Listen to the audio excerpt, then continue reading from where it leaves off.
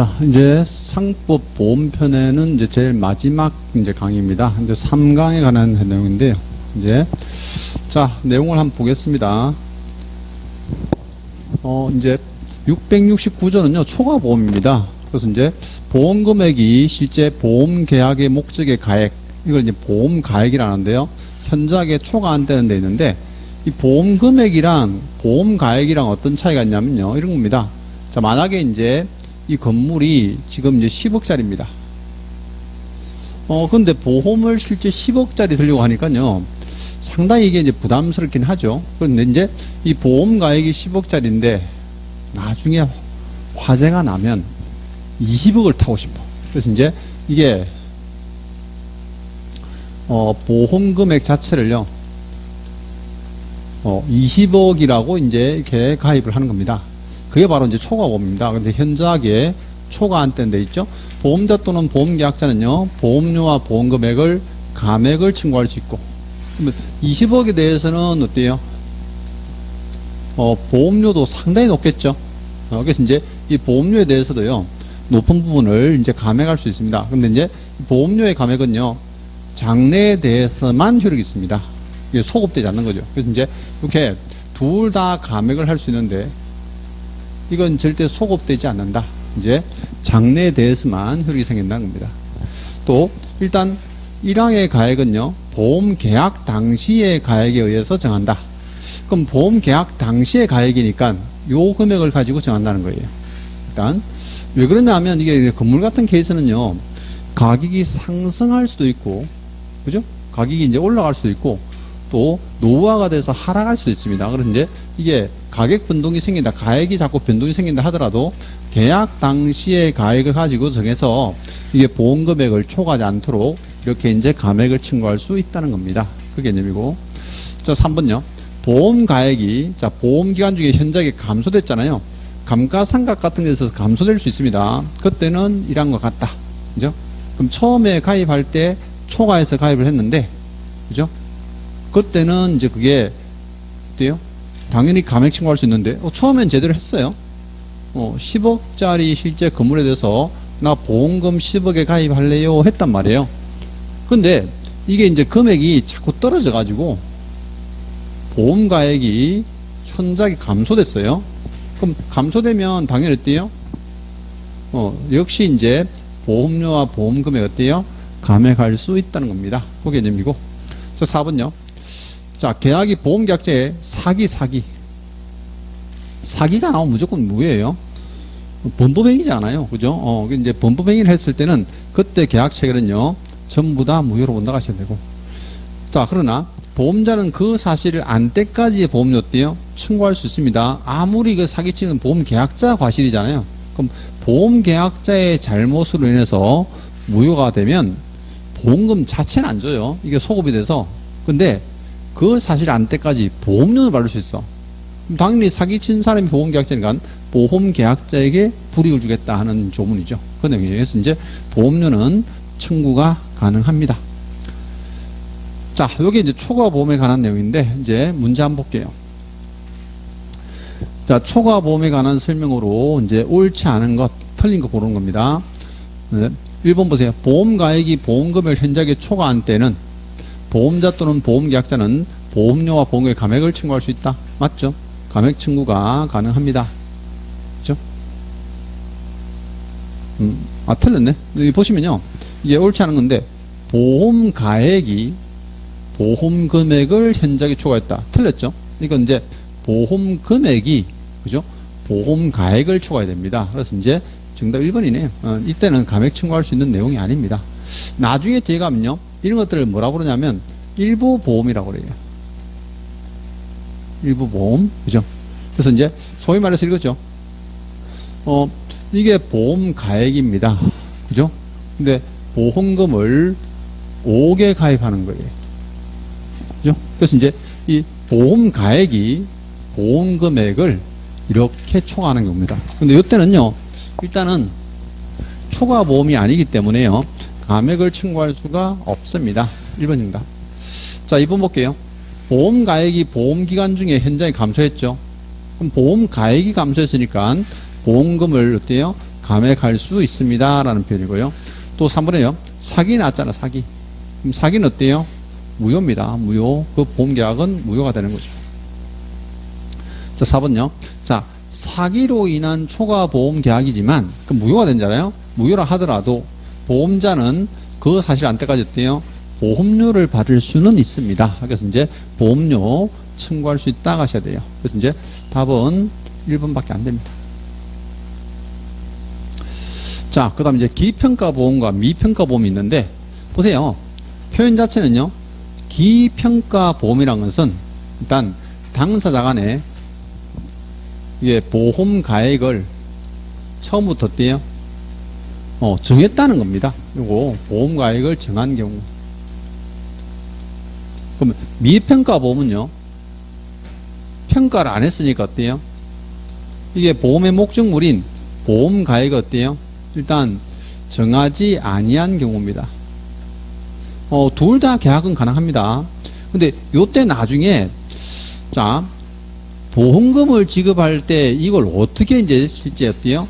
정확하게 평가해서 보험금을 지급할 거냐 이 내용이에요. 보시면요. 자, 보험 가액을 정한 때는 돼 있죠. 기평가 보험이에요. 근데 사고 발생 시에 가액을 한다. 그 가액은 사고 발생했을 때 이 돈으로 하자. 이렇게 이제 가액을 하는데 이건 추정한답니다. 이 왜 그러냐면요.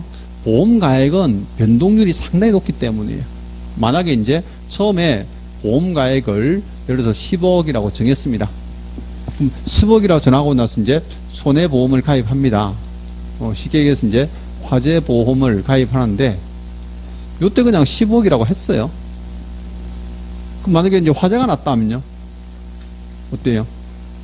이 금액을 주는 거죠. 10억을 주는 건데 요때 이 보험 가액 자체를 사고 발생 시 가액으로 하는 것이 원칙인데 이게 변동이 생긴단 말이에요. 가치가 떨어져서 5억이 됩니다. 그럼 이걸 10억이라고 단정 지어서 딱 정할 수가 없는 거예요. 그러니까 이제 요 금액은 뭐로 한다고요? 추정한다. 그럼 추정한다 말은 어때요?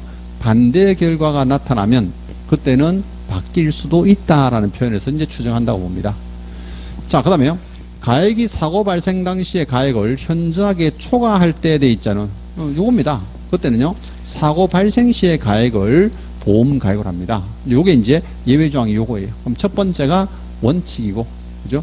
두 번째가 예외라 보시면 돼요. 자, 미평가 보험은 보험 가액을 처음부터 안 정했습니다. 안 정하고요. 정하지 아니한 때는, 자, 사고 발생 시의 가액, 그걸 보험 가액으로 합니다. 그러면 실제 이제 요거죠. 어떤 부동산이 얼마의 가치가 있다 한 게 아니고요. 대략적으로 이거 한 보험금 10억에 가입하자. 가입을 하고 만약에 이제 화재가 납니다. 근데 이 화재가 났을 때 이제 그때 사고 발생 시에 가치가 얼마 되는지 실제 어때요? 조사를 해보니까 8억이더라 이거야. 그럼 10억에 가입했으면 10억 다 줍니까? 아니에요. 사고 발생 시에 가액의 범위 내서 주니까 요때는 8억을 지급하는 거죠. 이렇게. 그래서 이제 그걸 사고 발생 시에 가액으로 한다는 것.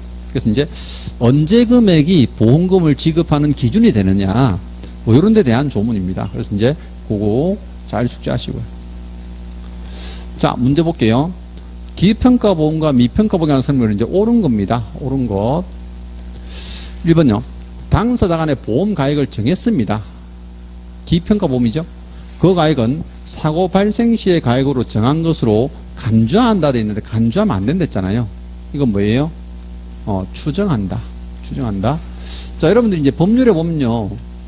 추정한다와 간주한다가 이제 들어 다른 건데 이게 추정한다는 것은요. 이게 만약에 이제 반대의 의견이 나타나잖아요. 그럼 이건 실제 어때요? 바뀝니다. 추정력 자체가 깨집니다. 근데 요때 간주한다는 것은요. 자, 반대 의견이 있거나 반대 의사의 결정적인 이유가 있다 하더라도 어때요? 이건 절대 변경되지 않습니다. 그게 이제 간주력하고 추정력 차이인데 그게 보험 가액은요. 일단 사고 발생 시 가액으로 실제 추정합니다. 간주하는 거 아니에요. 자, 2번요. 협정 보험 가액이 사고 발생 시 가액을 현저하게 초과했다 돼 있죠. 그러면 실제 이제 처음에 보험한 가액보다 사고 발생 시의 가액이 있대요. 더 높다는 거예요. 이때는 협정보험가액을 보험계약을 한다. 아니에요. 이때는 사고 발생 당시의 가액을 실제 이제 보험가액으로 합니다. 틀렸고. 자, 당사자 간의 보험가액을 정하지 않았다. 미평가 보험이죠. 근데 사고 발생 시의 가액을 어때요? 보험가액으로 한다 했으니까 옳은 지문. 4번요. 보험가액을 정하지 않는 경우에 그 보험계약은 무효이다. 아니죠. 보험계약을 정하지 않더라도 어때요? 미평가 보험은 유효하고요. 나중에 손해가 발생하면 당연히 이제 그 보험가액 자체도 손해 발생한 당시, 즉 사고가 발생한 당시에 가액으로 배상을 합니다. 그래서 이제 여기서는 틀린 지문. 자, 그 다음 조문 갑니다. 672조요. 중복보험입니다. 중복보험은요, 말 그대로 하나의 목적물에다가요, 이제 일단 보험을 2개, 3개 가입하는 거예요. 보세요. 동일한 보험 계약의 목적과 동일한 사고에 대해서 수개의 보험 계약이 동시에 또는 순차적으로 체결됐다. 쉽게 얘기하면 이겁니다. 자, 자동차가요. 지금 1억짜리입니다. 근데 A 보험회사에 자차 보험을 1억 가입했습니다. 교통사고 나면, 그죠? 보험계약 목적이 똑같죠? 동일한 사고입니다. 그죠? 근데 이 사람이, 자, B 회사에, 보험회사에요. 또 1억 가입합니다.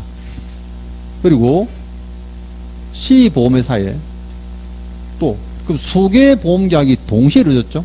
또는요, 차례대로 이어져도 마찬가지입니다. 이때는요, 보험금액의 총액이, 이 총액이요, 3억이 보험가액을 초과했죠. 1억 초과했잖아요. 그때는 보험자는 각자의 보험금액 한도에서 연대 책임진다. 보험금액 한도 내에서. 그 만약에 이제 이 차가 사고가 나가지고요. 자, 9천만 원 손해가 발생합니다. 그럼 9천만 원 손해가 발생하면 A 보험회사는 1억 다 줍니까? 1억 안에서 9천만 원 다 주는 겁니까? 아니에요. 이때는요, A 보험회사 3천만 원, B 보험회사 3천만 원, C 보험회사 3천만 원. 이렇게 이제 자기 금액 한도 내에서요, 연대 책임지는 겁니다. 그때 이제 보험자의 보상 책임은요, 각자의 보험금액의 비율에 따른다. 비율. 여기는 비율이 똑같으니까 어때요? 3분의 1씩 배상하면 된다는 뜻이에요. 그게 중복보험이고. 자, 이번 한번 보세요. 동일한 보험계약의 목적과 동일한 사고에 대해서 수개 보험계약을 체결한 경우, 즉, 이건 다른 말로 이제 중복보험이라는 뜻이에요. 그래서 만약에 이제 이렇게, 중복보험을 가입했을 때의 말입니다. 그럼 중복보험 했을 때요, 보험계약자는 각 보험자에 대해서 보험계약 내용을 통지하셔야 됩니다. 누가? 보험계약자가요. 나 여러 군데 가입했습니다 하고 통지하셔야 돼. 자, 근데 역시 또 사기 나옵니다. 그럼 이 보험계약자가요, 이게 보험금을 많이 수령하려고 통지도 안 하고 몰래 가입합니다. 그 계약은요, 무효입니다. 무효. 그죠? 근데 보험자가 또 그 사실을 안 때까지는 어때요? 보험료 청구할 수 있습니다. 앞에서 나온 거랑 똑같죠? 앞에 우리가 이제 사기는 무효인데 보험료는 청구할 수 있다. 그 개념이에요. 자, 그 다음에 673조는요, 중복보험과 보험자 1인에 이제 대한 권리 포기되어 있는데, 보세요. 672조의 규정, 요 규정이죠. 이거는 수개 보험계약을 체결한 경우에 보험자 1인에 대한 권리의 포기는 다른 보험자의 권리 의무에 영향을 미치지 않는다 되어 있죠. 이건 무슨 얘기냐면요. 보세요. 방금, 자, 1억짜리 실제 이제 자동차를 A 보험사에 1억 가입하고요. 자, B 보험회사에도 1억 가입하고, C 보험회사도 1억 가입했는데, 이거 보험계약자가 나는 지금 사고가 9천만 원 났는데, B하고 C 보험회사에서는 안 받겠다. 돈을 안 받고, A 보험회사에다가 나는 9천만 원을 받겠습니다. 얼마든지 가능합니다. 근데 이때는요, 이 권리의 포기는요, 이게 다른 보험자 권리 의무에 대해서, 그럼 이 B와 C에 대한 권리를 포기했잖아요. 이게 대해서는 A 보험회사에는 아무런 영향 미치지 않는다. 무슨 얘기하면 9천만 원 줘야 됩니다. 그럼 주고 나면 이게 이 A 보험회사만 손해보는 거 아니에요? 하는데 그건 아니고, 이 사람이 다시 어때요? B 보험회사와 C 보험회사에 어때요? 구상을 합니다. 비율대로 다 받아낼 수가 있습니다. 그래서 이제 이 내용들은 어쨌든 보험자 1인에 대한 권리 포기는요, 영향은 미치지 않는다. 그 개념이죠. 자, 그래서 이제 중복보험에 관한 문제 한번 보도록 할게요. 자, 중복보험에 관한 설명으로 이제 옳지 않은 겁니다. 틀린 거 고르는 건데요. 1번 보세요. 중복보험은 자, 동일한 보험계약, 또 동일한 사고입니다. 수개 보험계약이 동시에 또는 순차계약을 이건 실제 중복보험의 정의를 나타내니까 옳은 지문이고요. 2번요. 중복보험에서 보험금액 총액이 보험가액을 초과한 때 돼 있죠. 이것도 초과보험이에요. 그죠? 근데 이때 보험자는 각자의 보험금액 한돈에서 연대의 책임을 지고, 그때 보험금은 어떻게 지급합니까? 보험금은 자기 보험금액이 어때요? 비율에 따라서 실제 지급합니다. 옳은 지문이에요. 자, 3번 보세요. 보험계약자 사기죠. 당연히 계약은 어때요? 무효가 된 데서 무효. 그죠? 무효 자체가 됩니다. 근데 보험료는 받을 수 있댔죠. 근데 보험료를 청구할 수가 없다 해서가 틀린 거예요. 이제 3번 정답이고. 자, 4번요. 보험자 1인에 대한 권리 포기는 다른 보험자 권리에 영향을 미치지 않는댔죠. 여러 개 보험을 가입해도요, 사실상 다른 보험회사에는 영향을 미치지 않습니다.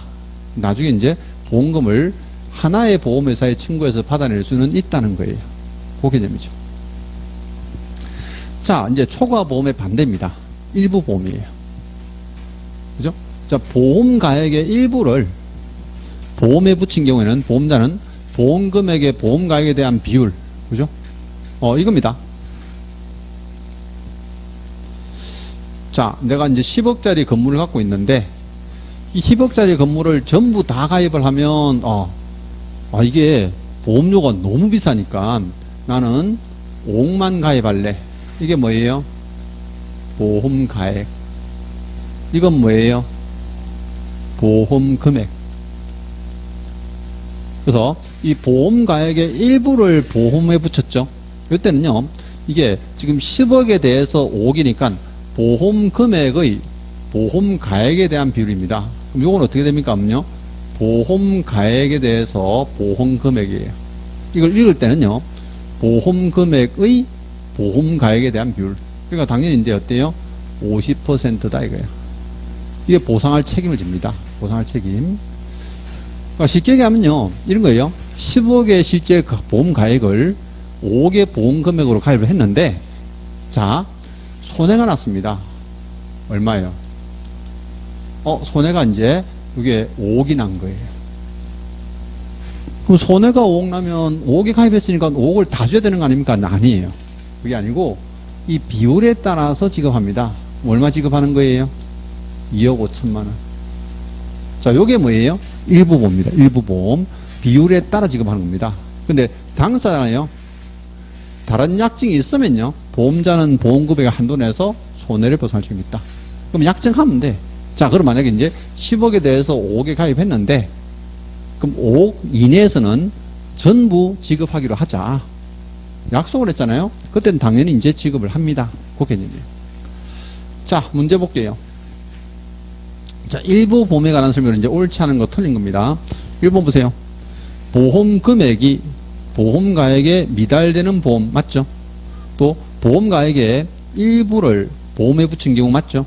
또 보험금액의 보험가액에 대한 비율이죠. 보험금액이 분모고요. 이게 보험금액이 분자고 보험가액이 분모입니다. 그에 대한 비율에 따라서요, 당사자에 다르게 약정했잖아요. 약정하면 약정한 실제 금액으로 그대로 책임을 지게 됩니다. 또 4번에 가면요, 일부 보험의 보험가액 산정 기준은 언제나 계약 체결시로 한다 되어 있는데 그렇지는 않습니다. 그죠?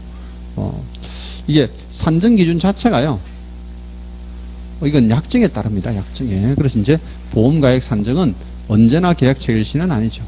조건이 붙으면 틀린 지문입니다.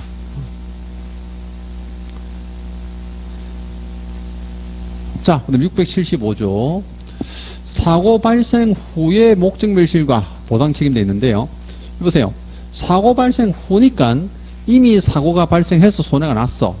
근데 그 이후에 이 목적물이요, 전부 멸실해버립니다. 그럼 이때는 이제 우리가 이게 보험 사고에 관한 보험 계약에 의한 약관에 의하지 않고요, 다른 사고로 멸실했다면 그럼 나는 책임을 면하냐? 그건 아니에요.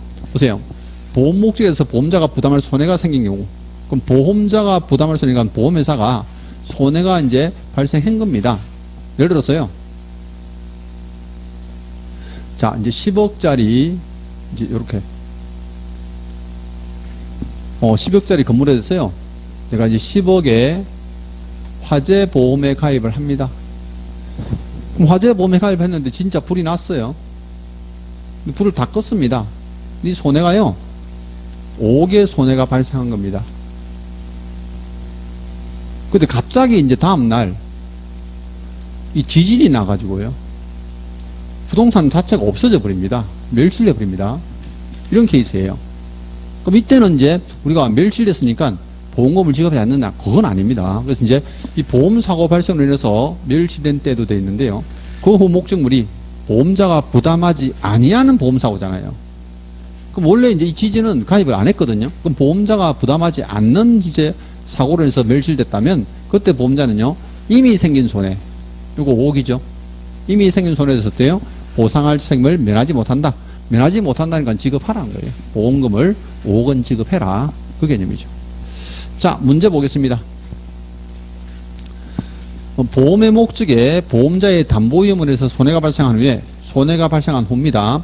그 목적이 보험자의 비담보 위험. 그럼 비담보 위험은 실제 이제 보험자가 부담하지 않는 실제 위험이란 거죠.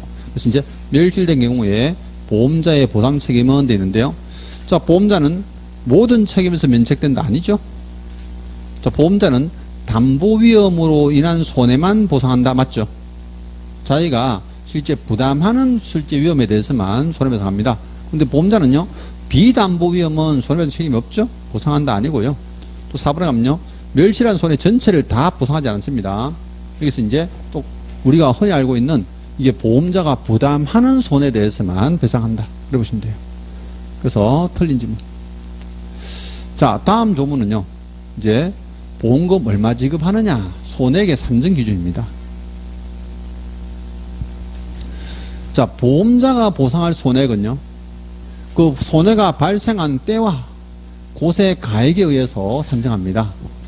어떻게 보면 당연한 건데요. 그러나 당사자의 다른 약정이 있는 때는 어때요? 신품 가액에 의하여 손해액을 산정할 수 있다. 쉽게 얘기하면 이거죠. 자, 손해가 발생한 때와 곳이니까, 자, 자동차 내가 가입을 합니다. 자차를 실제 이제 1억짜리 자동차인데 1억에 가입을 했습니다.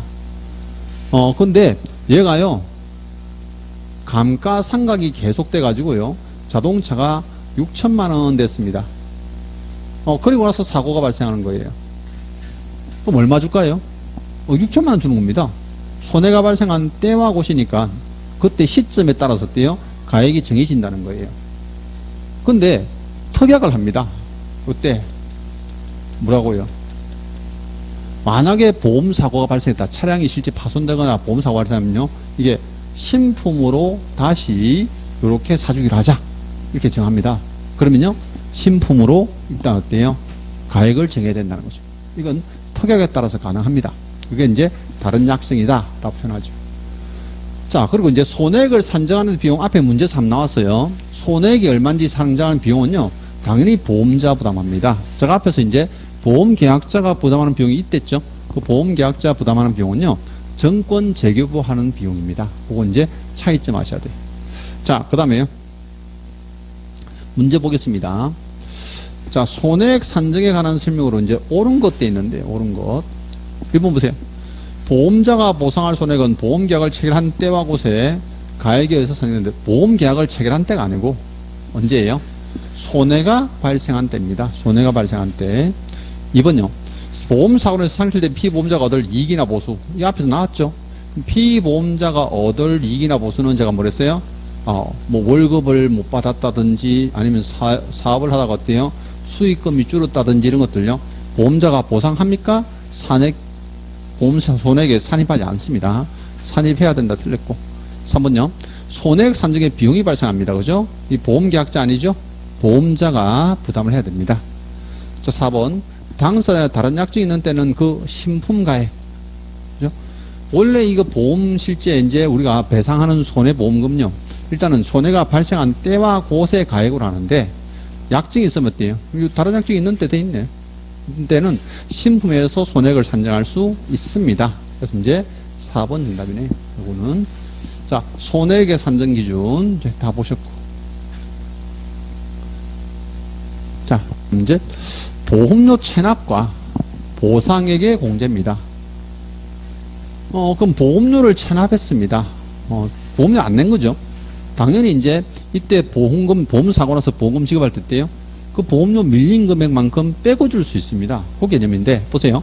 보험자가 손해를 보상할 경우에 보험료 지급을 받지 아니한 잔액이 있죠. 당연히 있으면요. 그 지급기일이 도저히 아니한 때라도 보상할 금액에서 이를 공제할 수 있습니다. 조건 이게 중요해요. 그 지급기일이 도래하지 아니한 때도. 그죠? 만약에 제가 이제 1년을 계약을 하고 3개월치를 쭉 실제 어때요? 보험료를 지급하다가 사고가 났어요. 그때는 이제 일단 뒤에 보험료를 어때요? 지급하지 않는, 도래되지 않는 상태라 하더라도 어때요? 청구할 수가 있고 또 실제 어때요? 지급하는 보험금에서 공제할 수도 있다는 겁니다. 그 개념이죠.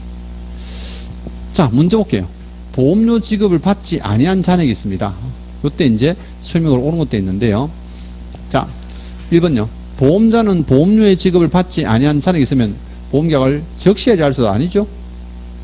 보험료를 지급하지 않으면 어때요? 일정 기간을 정해서 최고하잖아요. 적시 해지할 수 있는 건 아닙니다.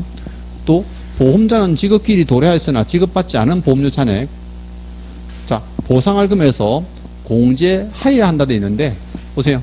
공제할 수 있는 겁니다. 공제하여야 한다 아니고요. 공제할 수 있다 돼 있죠. 이건 이제 재량이지 이제 기소건 아니에요. 3번 보험자는 지급받지 않은 보험자 등이 있으면 그 지급기일이 도래하지 않는 때라서도 보상금에서 공제할 수 있다. 맞죠? 예, 지급받지 아니한 보험료는요. 기한이 도래하지 않았다 하더라도 공제가 가능합니다. 옳은 질문이고. 4번요. 보험자는 지급기일이 도래한 보험료 잔액, 그죠? 지급 있을 때까지 그 손해배송을 전부 거절할 수 있다. 안 됩니다. 보험료 잔액이 있으면요. 그 잔액만큼은 어때요? 공제하고 지급해야 되는 거지. 손해보상을 전혀 지급하지 않는다는 건 말이 안 되는 거예요. 그죠? 그래서 이제 이거는 할 수가 없습니다. 그래서 이제 답은 3번이.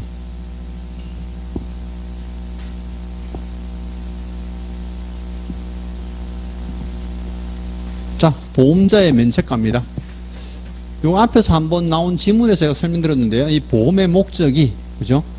자, 성질, 하자, 자연소모, 즉, 성하자가 되면, 요때는요, 보험자가 보상할 책임이 없습니다. 이거는요. 그 내용이에요, 이제. 자, 1번 문제 한번 볼게요.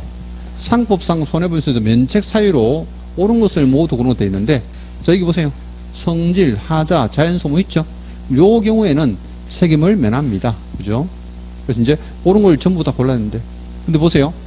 보험사고가 보험계약자의 고의 또는 중대한 과실이죠. 그럼 보험계약자가 잘못을 해서 실제 어때요? 해지가 되면 당연히 이제 어때요? 보험자는 손해배상금을 지급하지 않습니다. 그러면 기억 니은디귿은 위에 나와 있는 조문이고, 이 리얼 부분은 우리가 이제 앞에, 그죠? 이게 이제, 실제 이제 우리가 나왔던 조문이에요. 그러니까 보험사고 자체가 고의니까 일부러 보험금을 탈 목적으로 보험 사기 치는 거죠. 그러니까 이제 요건 책임이 없다는 거예요. 그래서 이제 답은 4번.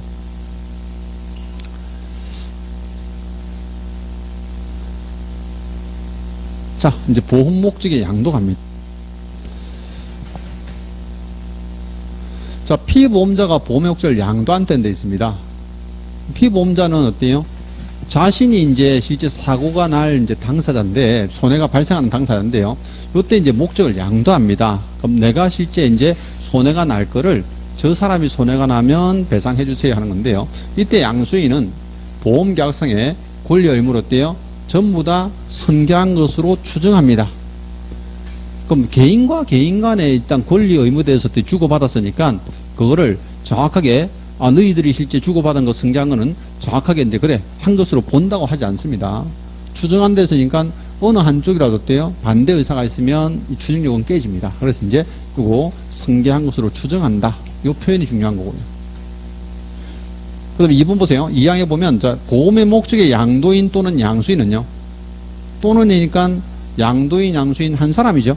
한 사람은 보험자에 대해서 언제까지 지체 없이 그 사실을 통지해야 됩니다. 우리 이 권리 의무를 양도, 양수했습니다. 어느 쪽이든 한 사람이었대요. 가서 알려줘야 됩니다. 그게 이제 통지해야 되는 거죠. 그 내용들인데. 자, 문제 한번 볼게요. 보험 목적이 양도에 관한 설명은 이제 옳은 건데, 1번 보세요. 보험의 목적이 양도인 또는 양수인은 보험자에 대해서 지체 없이 그 사실을 통지해야 된다. 맞죠? 통지할 의무가 있는 사람은 양도인 또는 양수인. 그런 질문입니다. 2번 보세요. 피보험자가 보험 목적을 양도한 때는 양수인은 보험계약상의 권리만을 승계한다. 권리만 승계하는 게 아니고 권리와 의무 모두 승계합니다. 틀렸고. 3번요. 피보험자가 보험 목적을 양도한 때는 양도인과 양수인이 공동으로 아니죠? 양도인 또는 양수인 중에 한 사람이 보험자에게 통지하면 되고요. 4번 피보험자가 보험의 목적을 양도한 때는 양수인은 보험계약상의 의무를 승계한 것으로 간주한다. 간주한다 아니 됐잖아요. 법 조문에서는요. 간주한다와 추정한다를 꽤나 중요하게 보다 보니까 이거 조심해야 됩니다. 추정한다 하셔야 되죠. 그래서 이제 4번도 틀린 질문. 답은 1번입니다.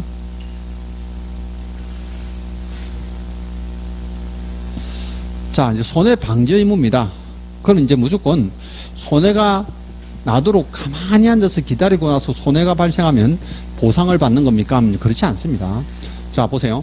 보험계약자와 피보험자는요, 손해 방지와 경감을 해야 될 일에 어때요? 노력할 의무가 있습니다. 노력해야 된다. 그죠? 그러나 이를 필요 또는 유익하겠던 비용과 보상. 이거죠? 손해 방지로 해서 어때요? 사용되는 비용이 있잖아요. 또 경감하려고 하는 비용이 있잖아요. 이 비용은 누가 부담합니까? 하는 거죠. 당연히 보험 금액을 초과한 경우라도 어때요? 보험자가 부담합니다. 보험자가 이를 부담한다. 자, 쉽게 얘기하면 이겁니다. 보세요. 자, 이제 10억짜리 건물이 있는데 이분이 자 5억에 가입을 했습니다. 요거. 근데 5억에 가입을 했는데 자 화재가 납니다. 근데 화재가 난 거를요 그대로 방치하고 가만히 있으면 어때요? 뭐 10억짜리 건물이 다 없어지겠죠? 화재가 나서. 근데 이제 이 보험 계약자가 여기다가 어때요? 뭐 물도 갖다 붓고 소화기도 실 때 이제 이렇게 갖다 붓고 해서 불을 화재를 진압을 했습니다. 이때 이제 진압하기 위해서 발생한 비용이 발생하죠. 그럼 이 비용은요, 이 5억을 초과하는 실제 이제 금액이라 하더라도 어때요? 전부 다 보험자가 부담을 해줍니다. 그 개념이에요. 어떻게 보면 일단 범국가적 손실을 방지하기 위한 조치이기도 하죠. 그 개념이에요. 자, 문제 보겠습니다. 손해방지 의무가 관한 설명을 이제 옳지 않은 거, 틀린 거 고르는 겁니다. 1번요. 보험계약자는 손해방지를 위해서 노력해야 된다. 맞죠? 또 피보험자 마찬가지입니다. 보험사고 발생한 경우는 손해액의 경감을 위해서 노력해야 됩니다. 보험계약자와 피보험자 둘 다 노력해야 되는 사람. 3번요. 보험계약자가 손해방지 의무 이행에 필요했던 비용과 보상액, 보험금액을 초과한 경우 초과 부분은 보험계약자가 부담한다 아니에요? 초과하더라도 누가 부담한다고? 보험자가 부담하는 것입니다. 보험자가 부담한다고 하셔야 되고. 자, 4번요. 손해방지 의무 주체는 보험계약자와 피보험자 맞죠? 두 사람이 손해방지 실제 의무가 있습니다. 그래서 이제 틀린 것은 답은 3번. 자, 손해방지 의무 보셨고. 자, 그 다음 좀. 보험 목적에 관한 보험 대위 되어 있습니다. 대위는 뭐 소위 말해서 이제 대신한다라고 생각하면 돼요. 보세요. 보험의 목적에 전부가 멸실됩니다. 여기서는 핵심이 전부가 멸실되고요. 보험금도 어때요? 전부를 지급해야 됩니다. 요거. 근데 전부가 멸실되고 보험금을 전부를 지급했다면 이때 보험자는요. 그 목적에 대해서 피보험자의 권리를 취득합니다. 피보험자 권리를 취득한다. 자, 쉽게 얘기하면 이겁니다. 자, 만약에요. 자동차가 지금 1억에 가입되어 있는데 보험금 1억 가입했습니다. 이게 전파가 됐어요. 네, 완전히 이제 폐차가 됩니다. 그러면 폐차가 돼가지고 어때요? 1억을 지급하죠. 그럼 보세요. 전부가 멸실돼서 전부를 지급했잖아요. 그럼 이때 이제 이 즉 사고 난 차량은 누가 가져가는 겁니까? 하는 거예요. 당연히 보험자가 어때요? 보험회사가 가져갑니다. 왜? 이 폐차하면 돈 준단 말이에요. 실제로. 그래서 이제 그런 수익을 누가 이제 가져가느냐는 거죠. 그래서 이제 마찬가지인데, 여기는요, 단수조항이 있습니다. 보세요. 보험가액의 일부를 보험에 붙였죠. 그때는 보험자가요, 취득할 권리는 보험금액의 보험가액에, 앞에서 이제 일부 보험 나온 거죠. 보험금액의 보험가액에 대한 비율에 따라 이를 정합니다. 즉, 이제 만약에 보험금액의 보험가액,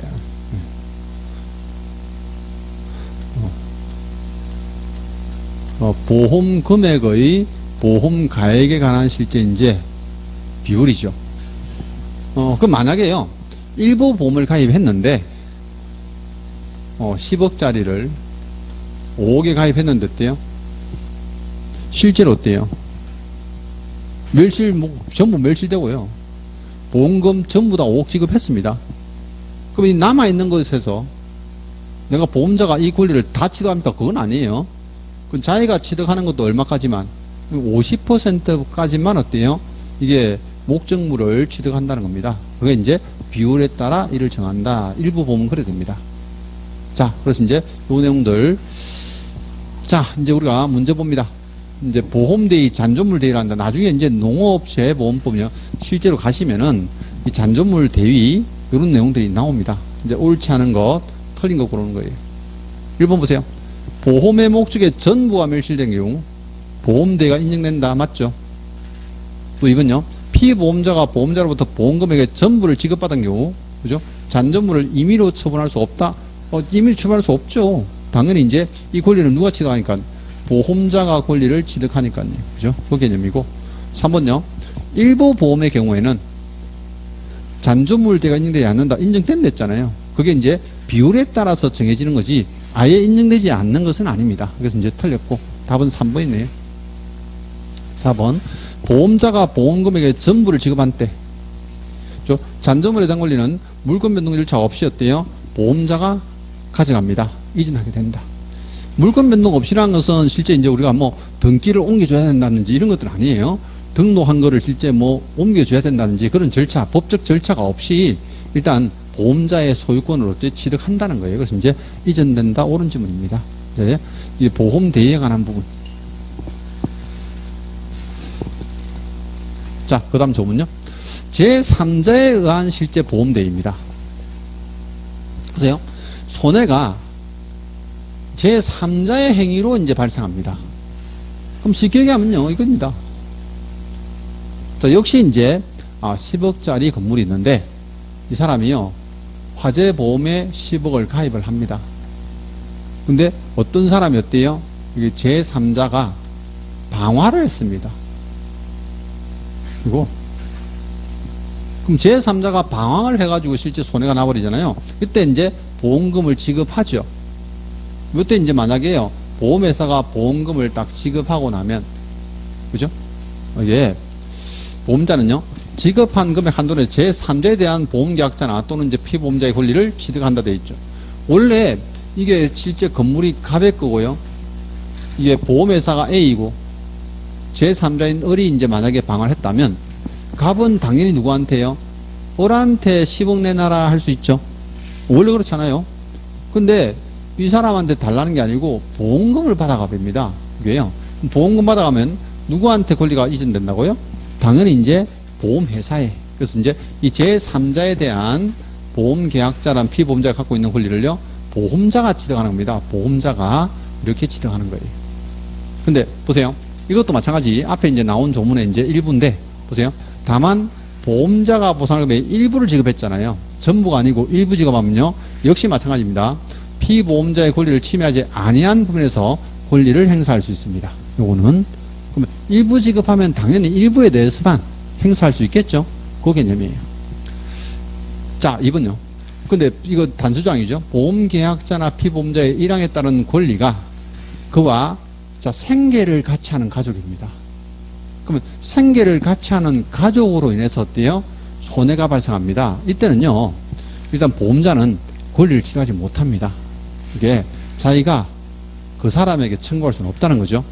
근데 알고 보니까 이 생계를 같이 하는 가족이요, 고의로 손해를 발생시켰습니다.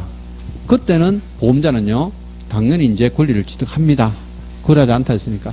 그 개념이에요. 자, 보험대위도 거의 매년 나오는 실제 문제 중에 하나입니다. 그래서 숙지를 잘 하셔야 돼요. 자, 문제 보겠습니다. 자, 제3자에 대한 보험대위입니다. 그죠? 이제 가난성으로 옳지 않은 거 틀린 겁니다. 보세요. 손해가 제3자 행위로 인해서 발생한 경우에 보험금을 지급한 보험자는요, 지급한 금액의 한도에서 제3자에 대한 보험계약자 또는 피보험자의 권리를 취득하는 것으로 추정한다 돼 있는데, 이건요, 권리를 그냥 취득한답니다. 추정한다 아니고 취득한다. 그러니까 이제 틀린 지문입니다. 그래서 이제 1번 정답요. 자, 나머지 볼까요? 보험자가 보상할 보험금 일부를 지급한 경우, 일부를 지급했습니다. 이때요, 보험자는 피보험자의 권리를 침해하지 않는 범위 내에서 어때요? 권리 행사 가능하고. 또 3번 보세요. 보험계약자 생계를 같이 하는 가족이잖아요. 고의죠. 당연히 권리 취득합니다. 보험자는요, 그 지급한 금액의 한도 내에서 권리를 취득하는 것이고. 또 4번요. 자, 제3자에 대한 보험대위 취지는 이득금지 원칙. 이 이득금지 원칙이 뭐냐면요, 소위 말해서 이런 거예요. 이게, 자, 10억짜리 건물이 있는데 조금 전에 얘기한 것처럼 제3자가 방화를 했잖아요. 그리고 이제 이게 보험 금액을 10억으로 가입했잖아요. 이때 이제 보험금을 10억 받고요, 또 제3자에게 또 10억을 달라는 거야. 그럼 이 사람 20억 받는 거죠. 그걸 방지하기 위한 것이다. 이제 이게 우리는요, 손해보험 같으면 딱 손해가 난 것까지만 배상합니다. 그게 이제 소위 말해서 이제 실손보험이라 하는 건데, 여기서는 이득금지 원칙에 의해서 어때요? 실현하기 위해서 제3자에 관한 보험대위를 인정하는 조문입니다. 그 내용이죠. 자, 그래서 이제 그 부분, 보험대위는 나중에요, 어쩌면 2차 과목에서 더 상세히 배웁니다. 이제. 자, 이제 마지막 파트입니다. 화재보험. 화재보험 보세요. 자, 화재보험의 계약 보험자는 무엇으로 인해서? 자, 화재로 인합니다. 화재로. 화재. 그러니까 소위 말해서 열로 인한 게 아니고요, 연소를 말합니다. 연소. 그래서 이제 이 생긴 손해를 보상할 책임이 있습니다. 보험자는. 근데 소방등의 조치니까 어때요? 비용을 썼겠네. 그러면 화재 소방이나 손해 감소에 필요한 조치를 했잖아요. 이때는 당연히 어때요? 그 손해를 보상할 책임이 있습니다. 앞에서 나온 거죠. 우리가 손해가 발생할 것을 방지하거나 어때 경감하도록 노력했잖아요. 그때 비용은 보험자가 보상한댔죠. 그래서 이제 보험자는 그 비용을 보상하셔야 된다. 이 화재보험에도 똑같이 적용되는 거고. 자, 685조 보니까 화재보험 증권이 따로 있는데요. 이 화재보험 증권은 이게 666조에 이제 게시한 이제 사양, 개기한 사항 외에 되어 있는데, 666조에 보면 일반 손해보험 증권이거든요. 손해보험 증권 기억나세요? 목성 금지 시무 개피, 연놀이를 했잖아요. 보험에 관한 실제 이제 목적이라든지 성질이라든지 실제 보험금 또는 보험료 지급 이런 것들을 쭉 말하는데요. 이 항목은 화재보험 증권에도 분명히 들어가고요. 이게 세 가지가 추가되는 겁니다. 추가돼. 이거는. 그래서 이제 만약에 건물을 화재보험 목적으로 했잖아요. 그때는 그 소재지와 구조와 용도가 답니다. 부동산에 관한 부분이 들어가야 된다는 거죠. 그 부분이고. 자, 동산입니다.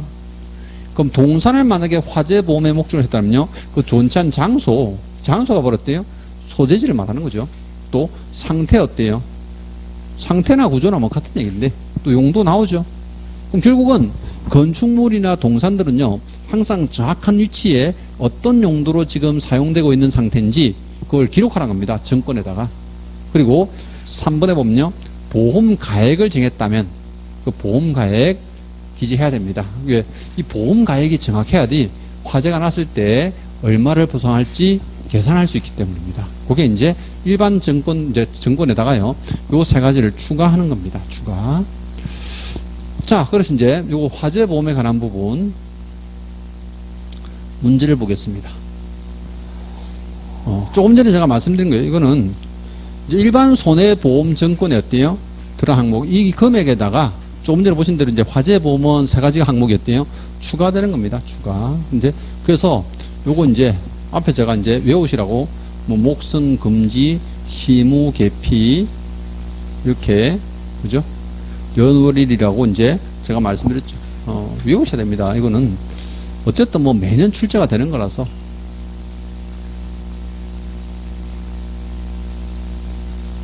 자, 문제 보겠습니다. 화재보험 계약에 관한 설명으로 옳지 않은 거 틀린 겁니다. 보세요. 1번 보험자는 화재와 상당히 관계 있는 손해를 보상해야 된다. 당연한 거죠. 화재의 원인이 된 부분에 대해서 때요 배상을 하셔야 되고, 2번요. 보험자는 화재의 소방 또는 손해 감소에 필요한 조치를 했잖아요. 당연히 그 손해보상 어때요? 하셔야 됩니다. 또 5번요. 동일한 건물에 관한 화재보험 계약일 경우에 소유자와 담보권자가 갖는 피보험 이익은 같다 돼 있는데 그렇지 않습니다. 자, 하나의 건물은 맞아요. 근데 화재보험 계약 소유자와 담보권자가 갖는 피보험 이익이 같을 수가 없는 게, 보세요. 자, 여기 자 10억짜리에 대해서 내가 이제 보험을 가입을 했는데 뭐 일부 보험 가입하는 겁니다. 5억.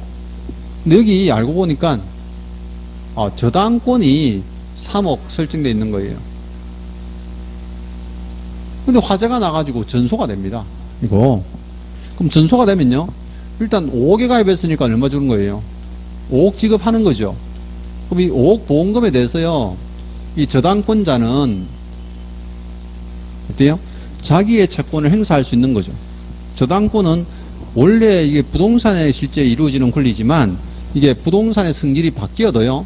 이건 계속 따라다닙니다. 그래서 이제 이 피보험이익이 같을 수가 없습니다. 그래서 이제 이거 틀린 지문. 자, 4번요. 연소작용이 열애작용이잖아요. 열애작용은요. 이거 전부 손해배상 하지 않습니다. 연소작용을 해서 불에 타가지고 어때요? 화재가 발생해야지 손해배상금을 지급합니다. 그래서 이제 여기서는 이제 뭐 틀린 거.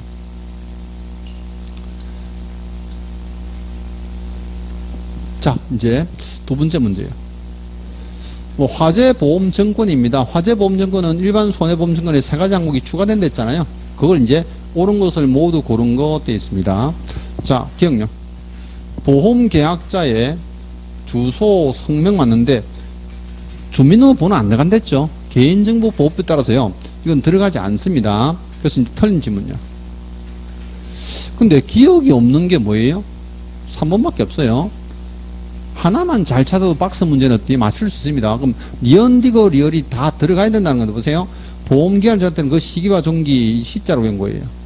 또 어떻게 보면 건물을 보호 목적으로 하죠. 화재보험은 건물 목적을 떴대요. 소재지 구조 용도를 적으셔야 되고, 또 보험가액을 정했다면 어때요? 보험가액도 좋습니다. 근데 보험 금액의 지급 방법과 시기 아니고요. 이건 보험료죠. 보험료.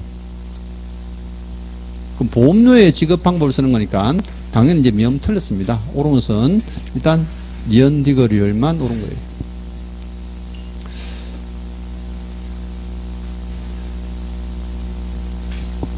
자, 근데 마지막 조문입니다. 상법 보험편에. 자, 집합보험의 목적입니다. 그럼 집합된 물건, 여러 개의 물건을 한꺼번에 보험의 목적을 하는 겁니다. 그때는요, 피보험자의 가족과 사용인의 물건 어때요? 전부 다 포함된 것으로 본다 했죠. 쉽게 얘기하면 이거죠. 보세요. 자, 건물을 실제 이제 화재보험에 10억에 가입합니다. 그럼 여기 부동산도 있고 동산도 있잖아요. 그럼 동산 중에서는 가족들이 쓰는 옷도 있고 뭐 가구도 있고 막 여러 가지 있을 거 아니에요. 이 10억 안에 어때요? 이 가족들이나 또는 사용인 직원들 관한 물건 어때요? 전부 다 포함된 것으로 봐줘야 되죠. 그 개념입니다. 근데 이 경우에요. 그 보험은 가족 또는 사용인을 위해서도 어때요? 체결한 것으로 봅니다.